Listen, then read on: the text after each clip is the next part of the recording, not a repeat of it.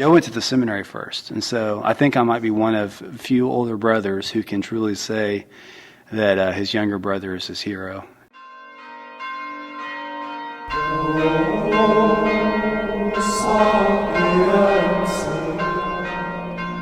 You're listening to Echoes from the Bell Tower, stories of wit and wisdom from Benedictine monks who live, work, and pray in southern Indiana. We're your host, Brother Kolbe. And I'm Brother Joel. At the end of 2018, we released 2 episodes of monks having conversations with their families. If you haven't had a chance to listen to them, there will be links to them in the blog post for this episode. Today's episode will be similar to those 2 episodes, but it will feature 2 brother seminarians talking with their family. Patrick and Joe Friend studied for the priesthood at St. Meinrad for the Diocese of Little Rock. Patrick graduated in 2018, and Joe graduated this year. Our audio is from 2 separate interviews. The first interview is from a conversation in the fall of 2016, after Joe had graduated from Holy Trinity Seminary in Texas and began studying at St. Meinrad. Pat had already been studying at St. Meinrad since 2012. The second interview is a conversation Joe and Pat had with their father and sister, Jerry and Katherine, on Patrick's graduation day in 2018. We did use a couple different microphones and recorded in 2 different locations for these interviews, so you might notice a slight difference in audio quality between speakers. Let's start with some introductions. I'm Jerry Friend. I'm the father of Patrick, Joe, and Katherine. I'm Katherine Friend. I'm the sister of Pat and Joe, in the middle. I'm Joe Friend, and I am the baby. I'm Patrick Friend. I am the oldest son, and the big brother to Joe and Kat. Both brothers felt called to the priesthood at a young age, but they took different paths to get there. Their uncle, Monsignor Scott Friend, is a priest and the vocation director for the Diocese of Little Rock. As the Friend brothers grew up, their uncle served as an example of what it meant to be a priest. Here's Patrick and then Joe. He has just really embraced the love of Christ, and you can just feel that in every single person he meets. And so we saw this man just so alive and on fire and happy living out his vocation. And so the priesthood was always an option for us, you know. I've always thought I wanted to be a priest. I don't really remember the exact first time I thought it, but I remember being in my bed as a little boy, and our parents always tell us to say our prayers at night. But I remember as a little kid, I used to cry in my bed, and I would tell the Lord that I was going to serve Him, and that made me cry for some reason. And I still do that sometimes. That's still my prayer. As Joe got older, he became busy with sports and friends and school, but the call to priesthood was always in the back of his mind. Through all the baseball games and football games and you know, parties that I went to, I always knew that at the end of the day, I was going to serve God. And it took my mom's witness and her suffering and death for me to really re-embrace my relationship with God. Pat, Joe, and Kat's mother and Jerry's wife, Betty, was diagnosed with renal cell carcinoma in 2011 and passed away in March 2013. She had this supernatural quality about her that just knew us so well. I think it's a testament to how close she was with the Lord. But when she got sick, I knew even more she was a superhero, and that's how much she relied on Christ. Whenever the doctor would come in and tell her the diagnosis, every test it was worse. This test, now it's in your lungs. This test, now it's in your brain. Now it's in your mediastinum, affecting your heart. You know? And just every time it got new news, bad news. I remember one time the scariest news is when the doctor came in and said you have 2 months to live, and all of us broke down. We couldn't handle it, and my mom looked steadfast into the man's eyes and said, "I'm okay because my Lord holds me." And when she said that, it was so powerful because she said it with such confidence and grace that it was, I witnessed something supernatural, something divine. While their mom was sick, Patrick, Joe, and Katherine were growing up and beginning to make life decisions. Patrick had finished his undergrad degree at Westminster College, and was teaching high school chemistry and English. Joe was a senior in high school, and Katherine was studying art at Benedictine College in Kansas. Joe decided to enter college seminary right out of high school. I remember when it came time to finally make the decision on where I was going, Mom just kind of looked at me, and it was just kind of this really calm look, and she looked down at this piece of paper that I was going to have to write on my, so they could announce where I was going at my graduation. And it was just a really calm look, and I nodded at her, and then she wrote down seminary. And it was kind of cool, just uncommunicated by words, but she knew, what I wanted to do. So it was a really special experience when I told her. Yeah. Jerry is a dentist, and about the time Joe said yes to seminary, Pat was studying for the dental admissions test. Pat came to his dad one evening and said he wasn't sure he wanted to be a dentist, that he would only be doing it for the money and to take care of his family. My dad, at every pivotal stage of my life, would always be like, are you sure you're not supposed to be a priest? That God, you look at your gifts, Pat. God might be calling you to be a priest. This might be where you're happy. When he was a little boy, when he was probably 4 years old, I remember sitting at Mass at Christ the King. It was during the consecration. I remember the exact chair I was sitting on, and I was kneeling down, and he was, being goofy. He was a 3 or 4 year old. And I remember at one point I said, Lord, please give me the courage to protect my children's souls. It was just a silent prayer.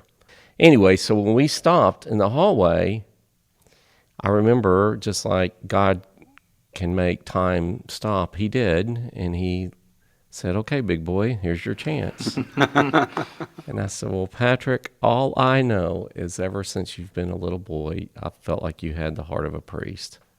And that's all I said. Joe saying yes to seminary influenced Patrick to go to the chapel 15 minutes early every morning at Catholic High where he was teaching. And I said, God, I feel like you're calling me to be a priest. I don't want to do it, but I feel like you're calling. So this is what I'm going to do, buddy. I'm going to sit here for 15 minutes before school starts, and I'm going to ask you to help me to desire your will. Because I don't want to ask for your will because I don't want it.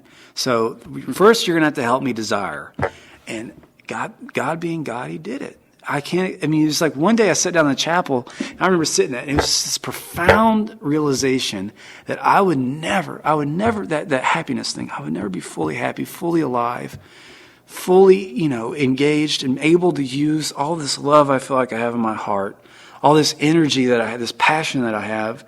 The only thing that can find rest for that is the priesthood. Pat talked with his uncle, Monsignor Scott Friend, who is the vocation director for the Diocese of Little Rock, and finally said yes to seminary. He called his mom and dad and told them to stay up so he could tell them his news. So I was driving home, and I got there. My dad was laying in his bed with the CPAP machine on, and my mom was sitting, she was sick at that point. She was sitting in her little massage chair. Anyways, I said, well, guys, I'm going to go to the seminary. And my dad, the CPAP just blows air into your face. And so he was just making this horrible noise, but he kept laughing. He was like, I knew it. I always knew it. I always knew you were going to be a priest. And my mom, she was sitting there, crying, but, joyfully. She goes, what did I deserve to have 2 priests? Like this. And so they were very supportive. Yeah, very happy. Patrick moved into his room at St. Meinrad in the fall of 2012. As time went on, it was obvious to Pat and Joe and to those around them that they were exactly where God wanted them to be.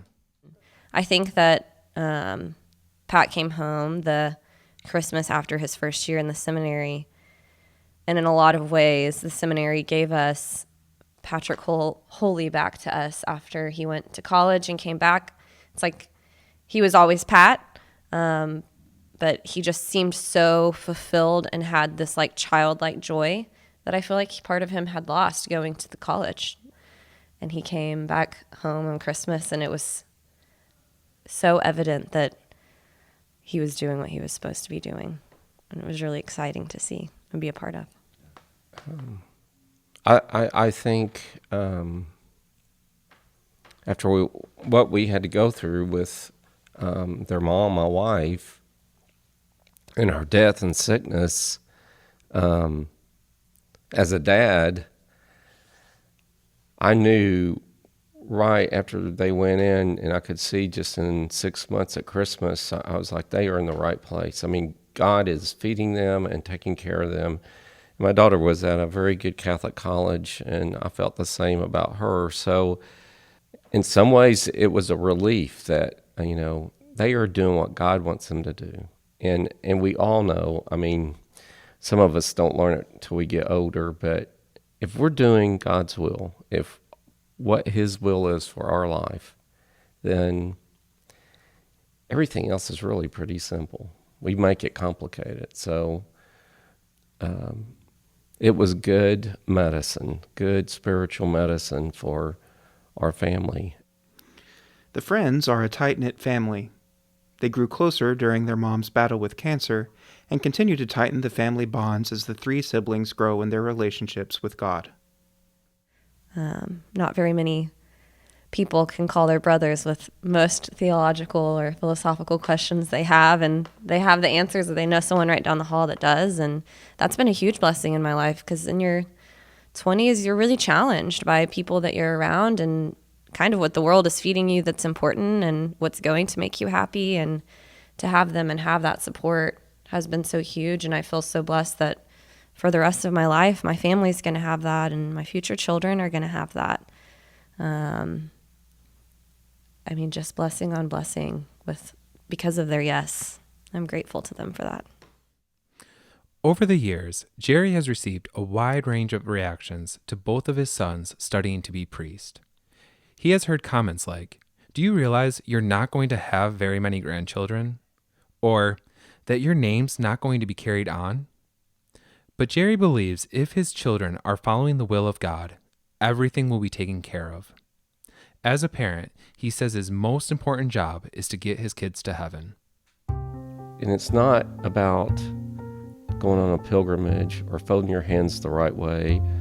It's about doing the little things. It's about going to Mass every Sunday, whether it's half of them are in stinky diapers or whatever. Just get there, and if you're a little late, don't worry about it. Just go. And it's about saying prayers with them every night.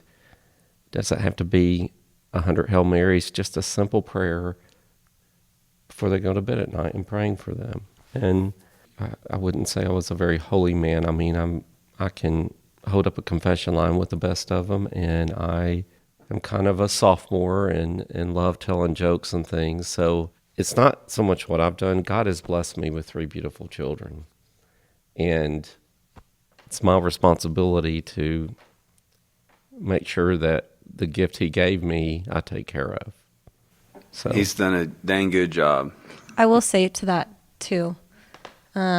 People do always ask about our upbringing once they hear that Pat and Joe are seminarians and know that I'm super involved in the church. And they're like, you must have grown up in a crazy Catholic household. Like, was it super intense all of the time?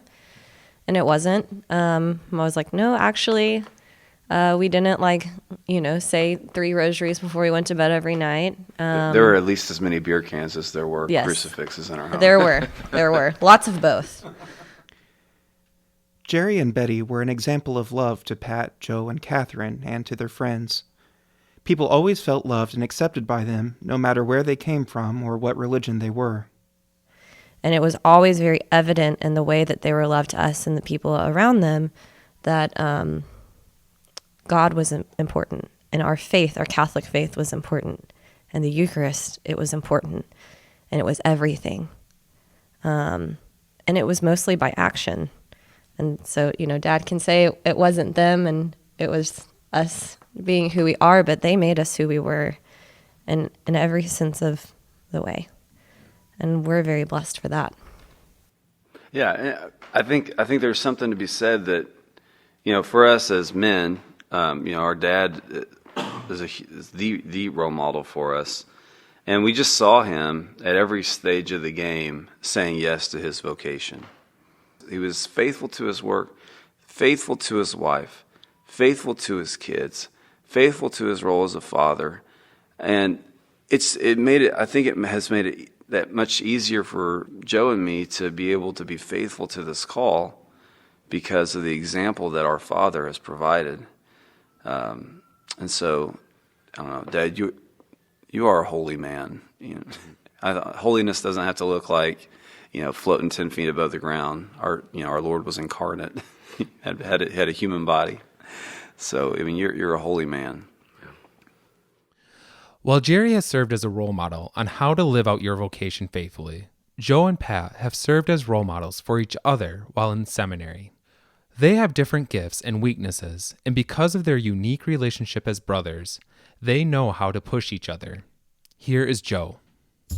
Pat has this tremendous amount of trust and this zeal to do, and I have a tendency to think back and reflect and be scared, to act. And so I think Pat is a wonderful role model for me because he can get me out of my funk every once in a while.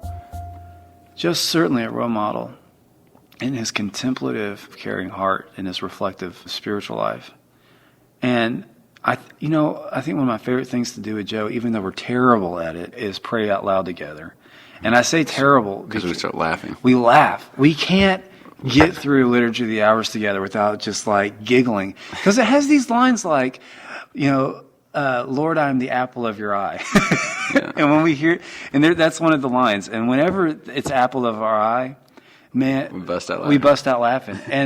And so I find myself half praying, half apologizing to God that we're sitting here laughing in His prayer. But when we're praying, I feel like it's when we're bringing both of our personalities to the priesthood, or to this formation. And I don't know, when I'm praying with Joe, I feel I just feel in awe of it. It's because I know that Joe is this deep man of prayer, this deep contemplation, and when I get to sit here and kind of tap into that,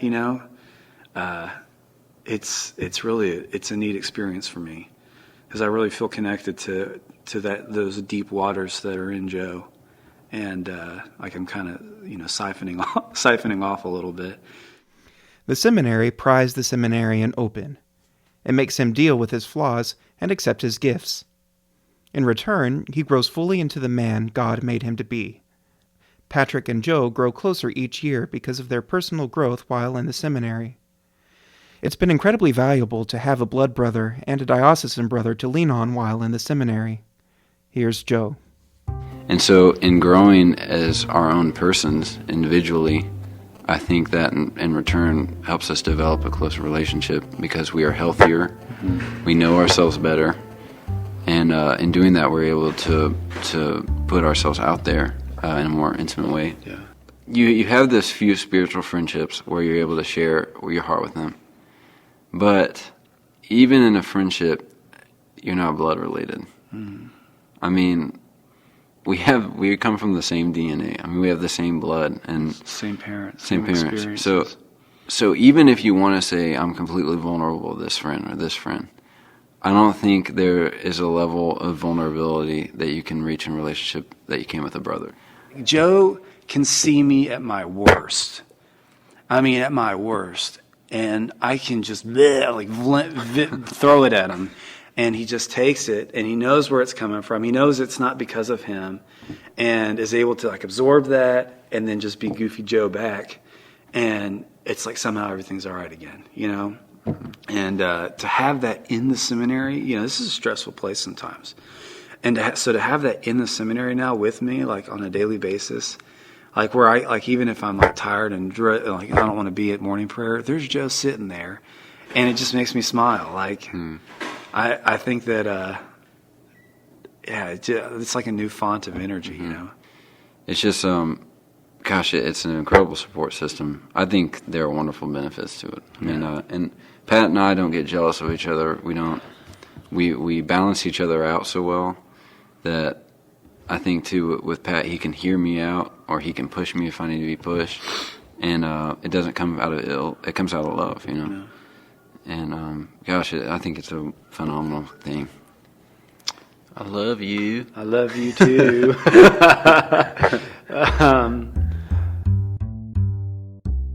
Thanks for listening to this conversation with the Friend family. Patrick was ordained a priest 2 years ago, and Joe will be ordained this year on August 15th. Jerry married Donna in 2016, and they saw their family grow overnight. Patrick, Joe, and Kat gained a brother, Michael, and a sister, Mary Shannon. They have 3 nieces and 1 nephew. They are all incredibly grateful to the Lord. This episode was edited and produced by Krista Hall, with the help of Brother Joel Blaize, Brother Kolbe Wolniakowski, Mary Jean Shoemaker, Jim Paquette, Tammy Sheeter, and Christian Mozek. The music for this podcast was written and produced by Brother Joel.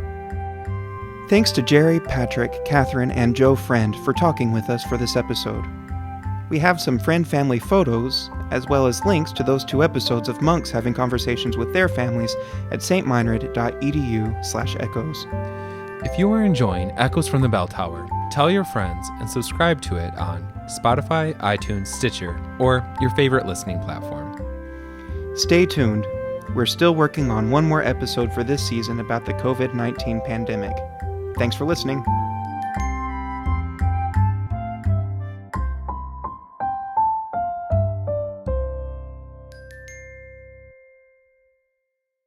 We were sitting around the table, and Mom comes in. She goes, "Now, kids, y'all got to be careful if you go outside because a gorilla escaped from the zoo, and it's snatching up kids and taking away." It's probably a really morbid joke, but anyway. So we're sitting there, and in our kitchen there was this one wall of like windows and doors and everything, and we all of a sudden see this gorilla come around the corner and just start banging on our window, and I mean he's banging hard, and we're like, ah! I mean just like absolutely losing our minds, and then all of a sudden the gorilla started itching itself like real bad, and like grabbing at its throat, ripping off its fur. Yeah, and then eventually it jerked off the mask, and little do we know it was our father in this gorilla suit who is extremely allergic to latex. And he knew it, and he knew there was latex in the suit, but he was like, for my kids, I'm going to do this, so that they had this memory. So. Yeah.